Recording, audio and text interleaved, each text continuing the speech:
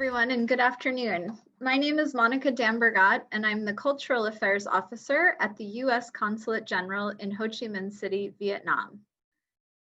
I'd like to extend a warm welcome to our friends watching online here in Ho Chi Minh City, as well as at our American Hangouts in An Giang and in Can Tho. And I'd also like to extend a warm welcome to all of our friends in the East Asia Pacific region joining us today. Thank you for joining us on this virtual Education USA Week Roadshow. This afternoon, you'll have the opportunity to learn about STEM programs, career opportunities, and student outcomes. Today, you'll meet with Cathy Tipton, who is the Director of Admissions at Missouri University of Science and Technology. Cathy has been a member of the Missouri University of Science and Technology admissions staff since January of 2004. And she currently oversees a staff of over 20 employees who are responsible for undergraduate admissions, including the recruitment of freshmen and transfer students. Cathy holds a Bachelor of Arts degree in marketing from Linwood University in St. Charles, Missouri. Prior to becoming the Director of Admissions, in 2019, she led the admissions team's efforts in freshman recruitment from 2008 to 2019, first as the assistant director, then as the associate director. She joined Missouri University in January 2004 as an admissions counselor. With that, I'd like to turn over the presentation to Cathy so she can begin. Please feel free to ask your questions via Facebook or Zoom, and I will see you all back again during the Q&A session where I'll serve as the moderator. So thank you and welcome, Cathy. Hi, thank you, Monica. Like she was saying, my name is Cathy Tipton, and I'm going to first get my presentation set up here so you can all see it. Okay. My name again is Cathy Tipton, and I currently serve as the Director of Admissions at Missouri University of Science and Technology. And so today, I'd like to speak with you about STEM designated majors and careers. And then we will also go into the benefits of a STEM degree. And then I'll close today introducing you to Missouri University of Science and Technology and why our university may be a good fit for you and your interest. So I always like to start not making any kind of assumptions and be sure that we all know what STEM stands for. And I think they were briefly talking about that in the previous session. But STEM is an acronym for all of the degree programs or the fields that are all comprised of science, technology, engineering, and mathematics. So today we're going to talk about some of those different degree options and career opportunities in STEM. I always think that it's always good to start with examples of maybe who should study STEM. So if you're looking at a STEM degree, but you're maybe not sure it's for you, or maybe you're not sure if you should consider a STEM degree, I think these are some things to consider. Of course, note that anyone obviously can consider and pursue a degree in science, technology, engineering, and mathematics. But if you have strong analytical and problem-solving skills, this might be something that is going to be a good fit for a lot of your strengths. So for example, do you like data? Do you like research? Do you feel that you may be a critical thinker? Then again, this might be a good fit in one of these areas. Students who also have strong leadership and communication skills would excel in STEM programs. Often there are employees in STEM careers that work in groups. Communication is going to be key in those groups. In addition, you would need to be able to articulate your ideas, your findings, and be able to get along with the rest of the team. If you have interest in how technology works, why something operates the way that it does, STEM, again, may be a good fit. And likewise, if you have interest in improving human life and well-being, this often correlates with students who excel in STEM. So it isn't just about why something happens or how something works, but it's how you can use this knowledge to, again, improve processes and, in some cases, human life. The future of the economy is in STEM education. That's where the jobs of tomorrow will be. This is a quote by the executive director of the STEM Education Coalition. However, this is true for around the globe. So I always think it's important to note that in many, many cases, STEM workers or people who are working in those STEM careers are driving innovation and also competitiveness for countries. These workers generate new ideas. They often are establishing new companies or even new industries. Speaking for the United States, over the past 10 years, growth in STEM jobs, so available opportunities for students and graduates in STEM fields was actually 3 times more than the growth in what we would call our non-STEM counterpart jobs. So people who are not working in these type of fields. So again, that's really important, especially if you're looking at career placement and opportunities for growth. Here is just a listing of some of the top STEM or most popular STEM degrees. We'll talk about some groupings within STEM here in a minute, but I think this is a good opportunity for you to just kind of get a snapshot of what STEM degrees may be out there and what careers are possible. One thing I always like to note is that mathematics, chemistry, and physics typically are a foundation for many of the STEM programs.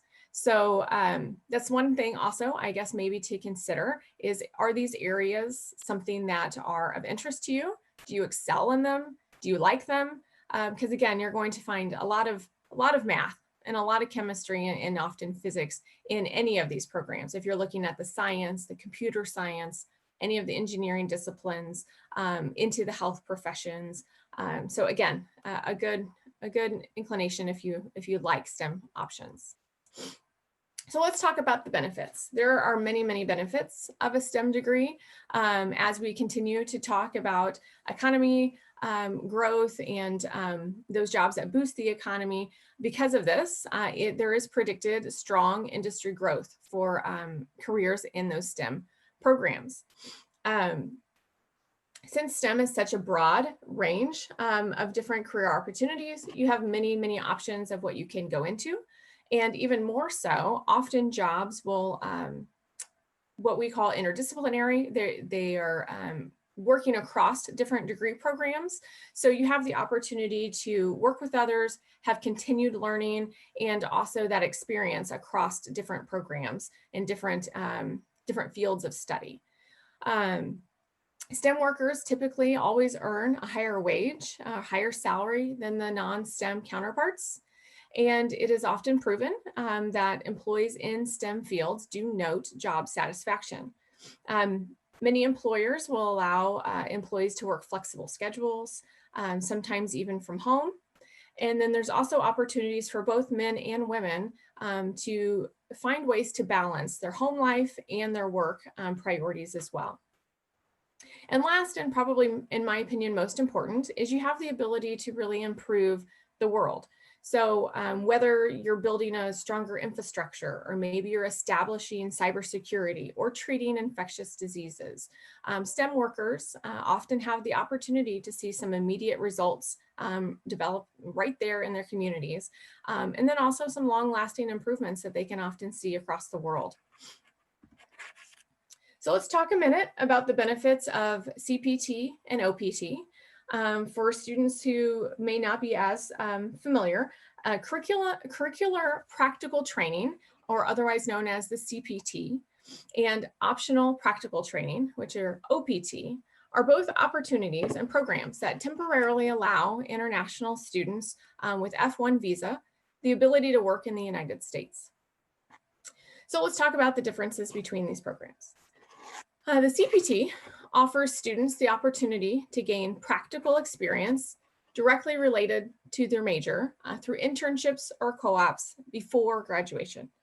So the CPT must be completed before graduating and can be part-time or full-time. Please note that if you work full-time for 12 months in CPT, you will lose your eligibility for OPT.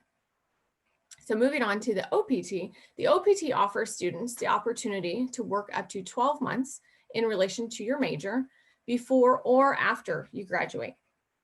So F1 visa students are eligible for OPT after completing their first academic year. And again, the OPT can be completed before or after you're completing your studies. There is currently a STEM OPT extension that allows students who have completed select STEM degrees the eligibility for a 24-month extension of their post-grad OPT employment. So again, both of these I feel are opportunities and benefits to studying a STEM degree. So let's kind of dive in and talk about some opportunities for careers in specific areas, or what I would call groupings of STEM. You'll see here some typical or popular job titles for students who graduate and go on to careers in computing. Now, of course, this is a very short list. It's not a comprehensive list by any means. So just know that there are obviously more opportunities for careers in computing. But people who work in computing fields may use technology to solve problems and prepare for the future. That's typically kind of the summary of all the opportunities that they have. Some may choose to write code. I know some students who love to code. I know some other students who also like computer science and computing who don't like to code and prefer to be outside of that one area of interest. But some may want to write code and fix bugs to make our computers work better. Others may work for an organization or company and maintain their computer hardware or software needs. Many may secure a network for a company. They may also implement new security measures. Security is really important for either confidential documents or just the security of personal information that is shared within your company. Some may design or build company websites. This can be really interesting too, because code can then provide special effects for that website. You can also find and ensure like the search functionality of the website. I'm sure you've been on websites that don't give you what you need when you go and search for what you're looking for. It's again a web developer's job to make sure that what you're finding on that first page or the way that you can navigate among the pages is helpful to the consumer. You may even like to write or program software or develop and test computer systems. There's also components that students will often go on to, again, test, like circuit boards or processors or even like memory devices. So all of these things are opportunities for you if you're interested in computing. Basically, people in computing are looking for ways to make computers do things that are new or to accomplish tasks that are going to be able to do it more efficiently. So they solve complex problems in computing for all kinds of different areas. So just because you're in computing, you may be working in a totally different type of industry supporting that particular company or corporation. So you could be working in business or science or any kind of field. So let's talk about science. Scientists are typically people who discover new things and research how things work. So again, here are some job titles of some popular positions in science. But again, all kinds of opportunities are out there. So you're not limited to just these 6 or 8 that we have here. Scientists observe typically and measure and communicate results. And some of this will be very common to you as I give some examples. But there's many different kinds of scientists. So biochemists that we have listed here plays a key role in developing new medicines to fight diseases, maybe trying to find cures or ways to treat cancer. Pharmacists typically are, of course, focusing on safe and effective uses of medications. And then many of you obviously are familiar with medical doctors and physician assistants or nurse practitioners. All of these jobs are in the United States definitely more and more needed. Especially family physicians that are looking at just general family illnesses and disorders. And then maybe some of you even want to be a dentist or a psychologist. point is all of these positions are assessing patients, they're diagnosing illnesses or diseases, and they're treating a variety of conditions. Biologists will solve environmental problems, and chemists even historically have developed materials for use in space. So the opportunities are all out there. And then last there, you see a forensic scientist. I'm sure many of you have watched crime TV or some sort of investigation show that will talk about forensic evidence. So your forensic scientists are going to be those positions that are analyzing this evidence. So these are just popular programs within science. And again, like I said, many opportunities are out there, but probably again, just focusing on the idea that they are scientists are looking for how things work. They're measuring, observing, and being able to communicate their findings. So engineering, leading over from science, it has been said that, you know, science is about knowing, and then the engineering is about doing. So engineers typically are taking what has been learned, and then they're able to apply that knowledge to either design, build, maintain a product. There's all types of different opportunities for engineers, but typically they're looking to solve a problem and fulfill some sort of need. So maybe, you know, making something more efficient. Mechanical engineers listed first there, and I would say on our campus is the most popular. It's something that most people know about and can relate of what mechanical engineers are part of in our community, in our home, and so forth. Because mechanical engineers or mechanical engineering as a whole is very broad. It could be something that probably pops to your head is vehicle manufacturing. So they may work on something that's large scale like that, but they also work on things that are really small and even in nanotechnology. So to give you kind of an idea, mechanical engineers are involved in production of any kind of mechanical instrument from the start to the finish. So they are participating and contributing to the design, the aspect of design, the development of that product, and even the testing of that product or whatever that end result needs to be. Biomedical engineering probably has been more popular over the last 10 years, at least from where I am in the Midwest. And this is described as medical equipment or pharmaceutical type of manufacturing. For example, our campus has a variety of different biomedical research opportunities that are happening. And actually, it's kind of across interdisciplinary research as well. So it works with people on the biology and biological sciences side, as well as our ceramic engineering and our material science engineering.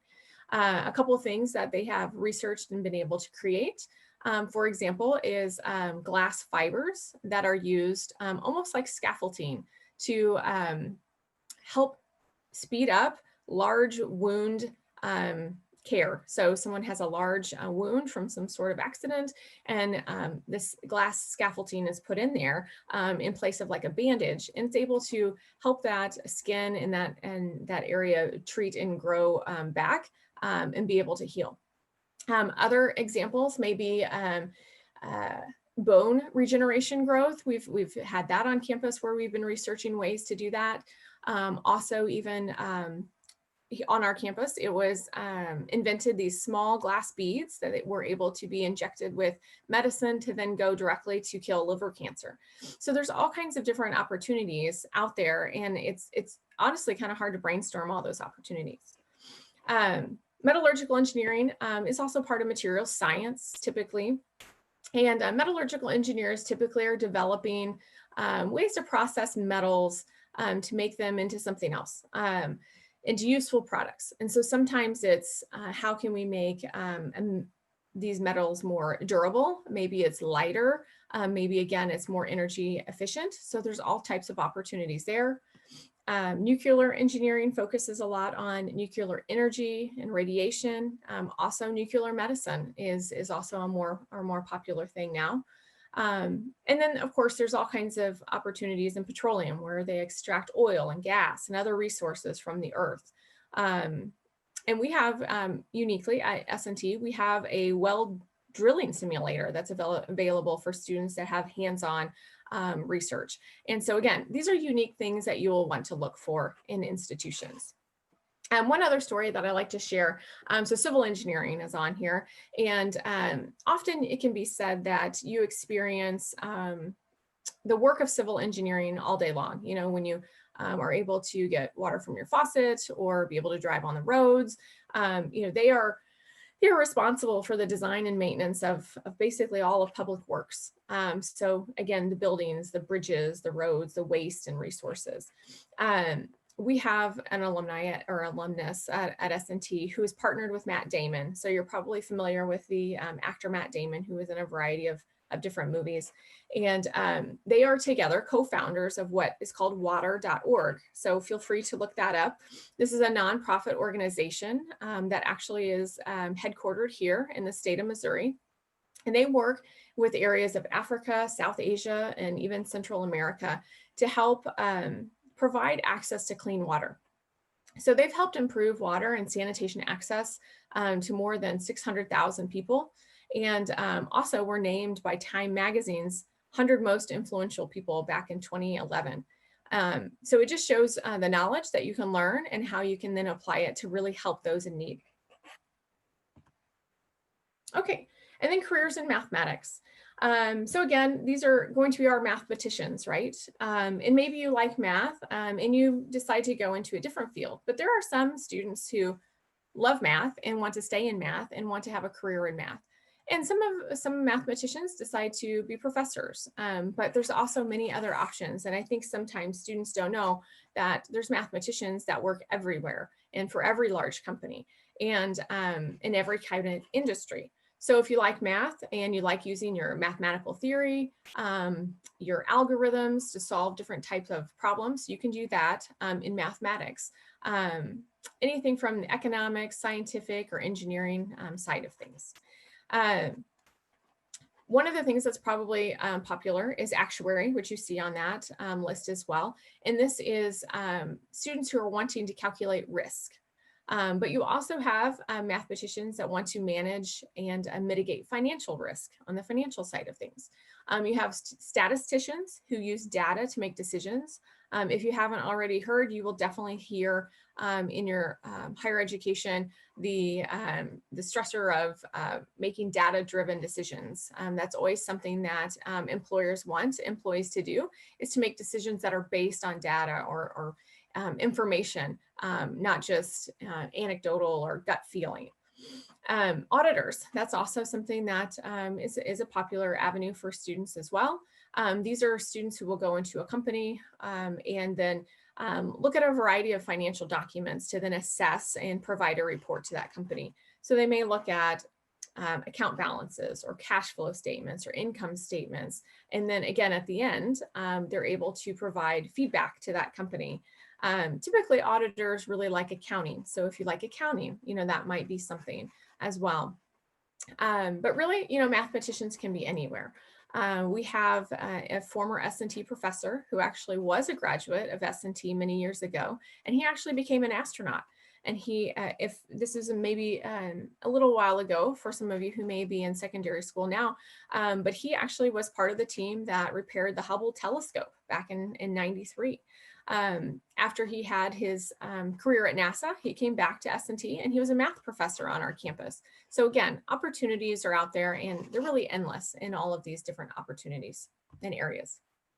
So let's talk about employers. You'll probably recognize a lot of these logos here. I tried to provide a snippet from many that I thought were well known and definitely popular. Companies, there's all kinds of employers that will hire students graduating from STEM degrees and programs. Because again, like I had noted, depending on what area you're studying, you can go on to work for virtually anyone. At S&T, we have students who have the opportunity to stay in the Midwest or go coast to coast. Many companies also have international locations, and so they're able to travel or work abroad. But again, many of you will see these employers and recognize them. This is just a small snapshot, and it's a good lead-in to talk about, you know, what employers want. We already know they're looking for students who are studying STEM degrees, but what additional skills, you know, what outside of that curriculum and that degree program are employers looking for? And I like to call, and you've probably heard this before, but not only do they need the technical skills, but they also need those soft skills. They need the opportunity to be able to communicate well and work with others. I call them the people skills, I guess is probably the best way of looking at it. So again, employers are going to be looking for students who show professionalism. They're very professional, and they're able to have a strong work ethic. They're willing to put in the hard work to get either problem solved or the job done. It's also really important for students to have intercultural fluency. We all know that there's going to be teamwork in every area, and you need to find value in your other teammates. We know that teams thrive that are diverse, and you need to be able to collaborate with others and value and respect each other's opinions. Have strong critical thinking, of course, is really important. Being able to problem solve, look at something from all angles, think outside the box. You also need to be able to, again, have strong communication skills. I know I've talked about this, but this is really important for anything that you go into. You're going to need to be able to communicate to your team, to people outside of your organization. You're going to be able to present your ideas often at times. So effective communication is really key. And then again, all of these things together with a degree in what you're interested in a STEM field is going to make you very marketable for a company. So I always like to reiterate at this time that S&T has the opportunity to earn a well-recognized STEM degree, and then also provide you access to some of those student success resources that you may need for kind of grooming yourself while in college, but then also being able to access career opportunities and network with employers. So we can always come back to questions that we have on this. I'm going to move forward to introduce you a little to Missouri S&T, and then be able to discuss at that point. So Missouri University of Science and Technology is our formal university name, but we often go by Missouri S&T, or S&T for short. This is a picture of our campus. We are located in Rolla, Missouri, which is almost in the middle of Missouri. We are about 1.5 hours from St. Louis, where you may be familiar with the Gateway Arch, and we are in a community of 20,000 people. This is a listing of our STEM programs. We are a comprehensive university, so we have more than just STEM programs at S&T, but our STEM programs are highly sought after. We do also offer, of course, business, humanities, and some social science programs. We often get the question about accreditation. Our engineering programs are ABET accredited. So again, that is going to be recognized in many areas. And then, of course, we have 3 computing programs and in a variety of science programs as well. Another picture of campus. We actually are a university of about 7,600 students. Our undergraduate population is roughly about 6,000 students. So although we do have graduate and PhD programs, undergraduate students are the majority of our campus. I like to share always how we rate. Consistently, we're a top engineering college among the nation. We're also a very good return on investment for students. And we are a safe campus, whether it's the size of our campus community or our Rolla community in which our campus is located. Both are a very safe area to study. And so outcomes, this is always important. This is the reason why you go to school, right? So last year, our average starting salary among all undergraduate students of all majors, actually STEM and non-STEM, averaged $63,858 a year at the time of graduation. We do offer co-op and internship opportunities at S&T, and they average about $3,300 a month. You'll see a picture of our career fair here. We offer 2 large career fairs a year, and you'll see employers from all over come to recruit our students. And our students will go on to work for some big companies like we've mentioned, but also many other small companies as well. I like to talk about design teams because most of our STEM students do want to participate in these hands-on opportunities. We have 20 design teams, and you'll see all kinds of different team groupings here. It doesn't matter what major you study, you have the opportunity to take part in the Formula Car or the underwater robotics team, steel bridge. Any of these things are going to give you opportunity to have hands-on experience and apply what you're learning in the classroom.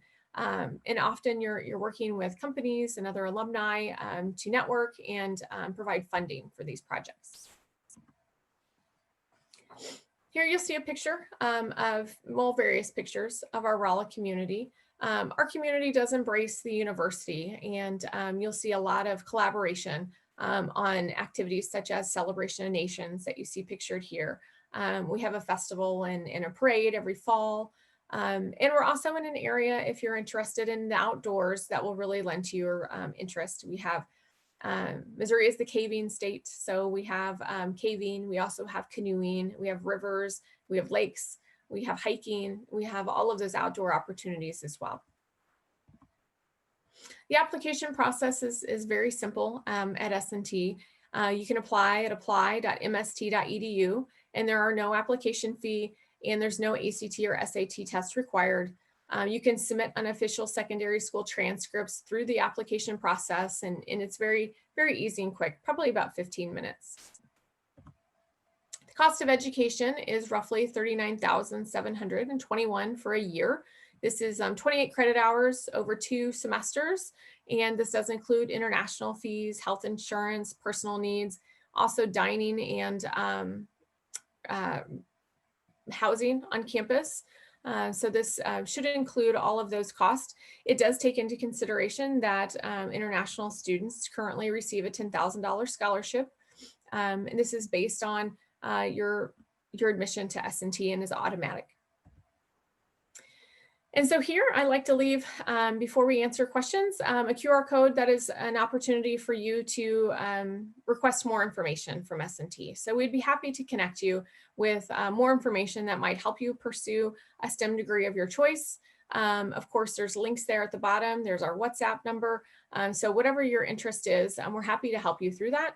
And we also offer a variety of different virtual opportunities right now, additional presentations, and even one-on-one sessions for you if you need some assistance.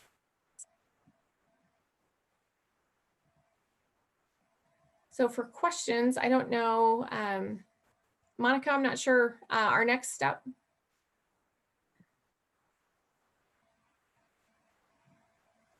I think you're muted, Monica. Sorry about that. Thank you. I was saying thank you, Cathy, for that wonderful presentation. We do have quite a few questions from our Facebook pages and from Zoom. So are you ready to get started? Sure. Okay, great. So our first question comes from the Ho Chi Minh City Facebook page. Someone asks, can you suggest some tips for international students to better prepare for the OPT program before graduation?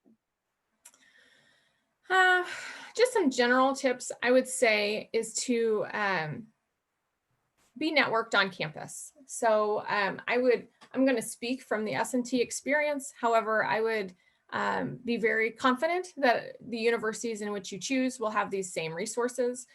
We have connections, just like I might be your connection through the application process. We have connections on campus to help you with topics that might be under what we call international affairs and also our career services.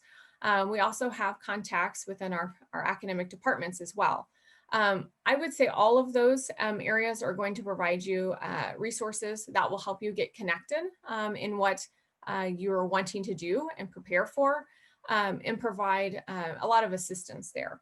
But just in general, I would say, again, some of the things we were talking about in terms of working on teamwork, working on communication skills, all of those things are going to be important. Okay, great. That's good advice. So definitely make sure to network and work on communication skills. We have another question from someone at our American Hangout in Kenta. And I know that you covered this briefly for S&T, but maybe this question is a little bit more general. the person asks, what specific STEM majors will give them, or what STEM majors are more likely to get scholarships for students from US universities, and which schools are the most suitable for STEM students in the United States? Yeah, so that is going to vary. I know depending on the university, scholarships and funding looks different. So there may be certain programs that have funding at specific universities because of either longevity or alumni support, or just the campus dedication to commit certain funds in certain areas. So unfortunately, you're probably going to have to research opportunities that will be best for you. I think the best start is if you have an area of interest. So if you know you like engineering or science, and start there. If you know even more specific, that's going to help. For example, we have mining engineering, but there's not a lot of mining engineering programs. So you can usually start narrowing your search by exploring your interest area. And then once you find universities that have the degree that you're seeking, you can then start looking closer to the funding opportunities and the scholarship options. I would say the same thing for selecting your college or university choice. You're going to want to look for foremost, the program in which you're interested in. But then also, there's other factors that will really add to your college experience. Do you want to be in an urban location? Do you want to be in a rural community? There's all kinds of different factors to really play into your ultimate decision. Okay, great. Thank you. Our next question is from our Facebook feed again in Ho Chi Minh City. Someone is asking if they are currently studying a health major in their country, in Vietnam. Do they have the opportunity to study STEM in the United States? Yes. So you really have the opportunity to study whatever your interest might be. So yes, there are students who typically are health professions, depending on exactly what you want to do. If you want to be a doctor or a nurse or a psychologist, any of those things, most of them are going to require some additional schooling. So it kind of depends on the pre-professional program that you get connected with and what those requirements are. But yes, you should be able to transition to programs in the United States and continue to pick up where you left off. Okay, great. Another question from our Facebook feed. This one is a little bit more general, but the person is asking, do you have any tips on how he or she can become a software developer? Sure. So in most cases, I would say any university who offers computer science is probably going to be your best option for that. Most of the time, any interest in software is going to be computer science. Hardware is going to be your computer engineering. So yeah, any program, computer science is pretty popular, and there should be many programs for you to choose from within the United States. And yeah, computer program is pretty common. So I would say any computer science program should be able to assist. Okay, great. That's good to know. Our next question comes from one of our Zoom viewers who asks, if you apply to a specific program at a university with a specific major, are you still able to change your major during your study in the United States? Yes. So typically, you are able to change your major as many times as you like. Now, with that being said, sometimes that will prolong your number of credit hours or the duration in which you are studying your program. So it is recommended that you probably figure out in your first year, kind of solidify what program is your interest, because typically after your first year or your first 30 credit hours, you start getting a little more specific into degree programs. And if you were to change your major or your direction or study, that's going to take you more time, and it'll cost a little bit more money, of course, to have additional classes. But yes, you have the opportunity of changing your major. Even at some elite universities, it would just be a process of being accepted into that different major. And in many cases, if you're doing well in the institution, you shouldn't run into barriers. Okay, great. So you mentioned costs a little bit in your answer to that question, which leads to another question from a Facebook viewer who asked, do STEM programs cost more than non-STEM programs? And are they normally a little bit more difficult than non-STEM programs? Sure.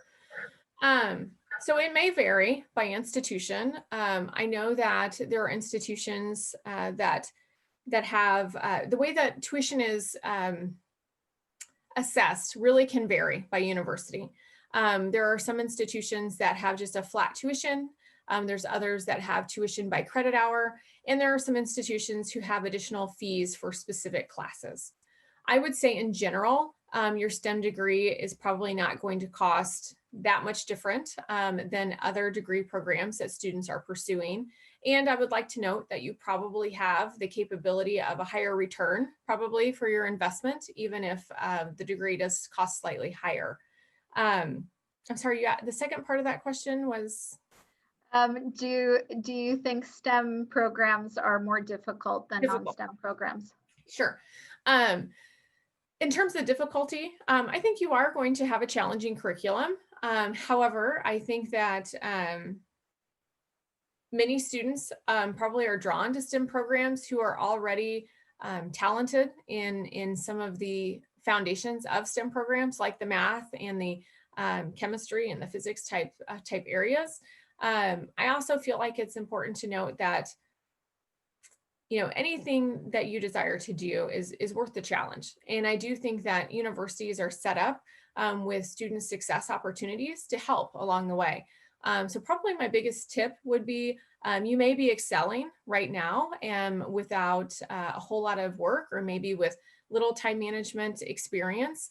When you get to college or your university of choice, ask for help before it's too late. So it's very common that students, even in the United States, need to access those type of resources for time management skills or tutoring, or in many universities will have certain things already designed to help students, knowing that maybe physics is hard. I know that's common on our campus. We know physics is hard.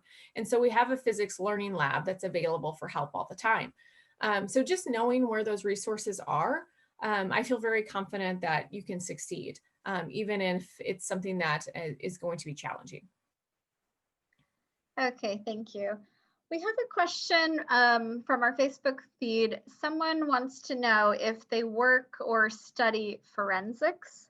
Are you aware of any opportunities for that person to work for the government instead of for private entities? Oh, sure. I would say there's probably always opportunities to work for the government. It probably just depends on, for example, we have the FBI who recruits on our campus. Again, different things that the government will need. They'll probably be looking for opportunities in all different degree programs. It just depends on who's recruiting at your particular institution. And sometimes, from my experience, sometimes the processes may be a little bit different there, but a lot of STEM careers are going to be in with companies that even maybe will be in contract with the government. So even some of those processes like security clearances, they will happen with students who will be working in contract or directly for the government. So I think there's definitely opportunities there if that is of interest. Okay, we have a question from our Zoom that's specific to S&T. And it relates to the COVID-19 situation and how S&T has adapted to that situation. Sure. Yeah, so different parts of the world obviously are still experiencing COVID differently. I know there were some very positive reports just the other day from people I spoke with in Vietnam, which is great. At S&T in Rolla, because we are a more rural community, and because on campus we've been very proactive in wearing face coverings and mandating, I guess you might say, social distancing, I feel that the impact has been low. We have seen cases. In terms of how we're responding, we did start classes on August 24th, and we have a combination of offerings. So there are some students who have in-person classes, there are students who have all online classes, and there are some students who have hybrid. So some part of their class experience online and part that is in person. Typically, a student is going to have a combination of all three of these things as part of their schedule. So we continue to be on campus. We are still on campus now. We're getting ready to have a short holiday break. We plan to finish up this semester.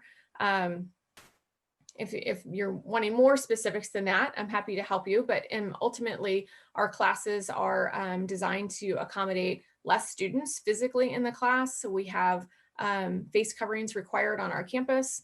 And, there's been all kinds of recommendations from our medical director that we have on campus to help mitigate the spread in our dormitory or our housing areas, as well as our classrooms. But currently we have even the cases that have been counted on our campus or specifically on our campus have not been tied back to our classrooms or our labs. So that's positive. We feel like what we're doing is working. Okay, great. I think we have time for about 2 more questions. So I will ask the first one, which comes from a Facebook viewer in Myanmar. And that person is asking, hi, I'm a high school graduate student from Myanmar. I wanted to know if you accept Igcse scores for the application, and if not, do you accept the Ontario Secondary School Diploma for application? Yeah, we probably accept both. I'd have to do a little digging on the Ontario certificate, but we definitely do accept your Igcse scores. Okay, great.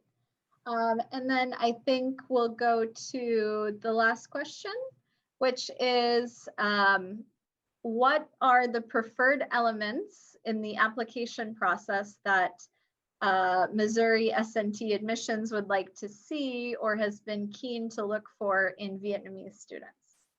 Sure.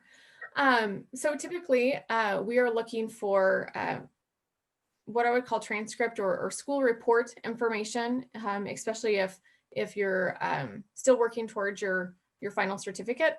And typically we are looking for students who have been successful in those courses. So I would say, scores that are maybe higher, 6 or higher in areas of math and science, specifically if you're looking at one of the STEM fields. I'd say that's probably the most general I could be. But yeah, we're looking at basically the curriculum that you've taken and how well you're doing to help demonstrate the possibility of success, because we want to make sure you're successful too when you come to the institution. Well, great. Thank you so much, Cathy, for your presentation and for taking the time to answer all the interesting questions. I know there are a few questions we weren't able to get to today. So for those of you that we weren't able to read your questions out loud, please feel free, Cathy, if this is okay, to send them directly to Cathy, and hopefully she'll be able to answer you directly.